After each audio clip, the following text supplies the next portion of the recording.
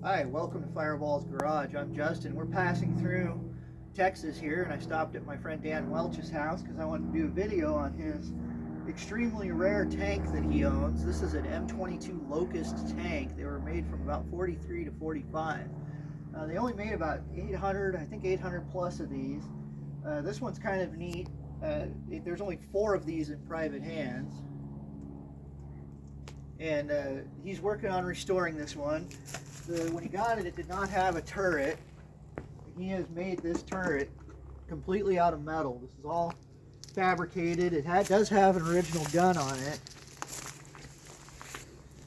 but he's manufactured the turret and done some work on it and restored it. At one point, it was running, but the M22 Locust was supposed to be an airborne tank, a glider dropped tank.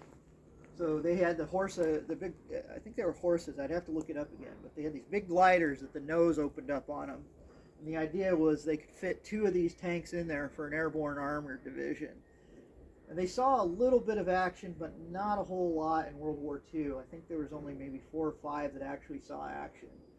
But it's quite a unique little tank.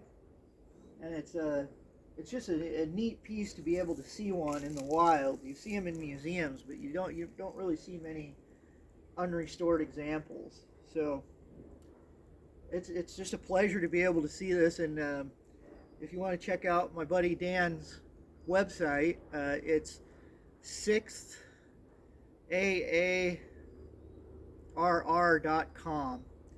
And it goes through the restoration and what he did on this tank years ago. And he actually had it running and driving at one point, but his health kind of got in the way, and so he hasn't had a whole lot of time to work on it. But I'm glad that we got to come here to Texas to see this, and it was really kind of Dan to let me do a video on this. So until next time, see y'all later.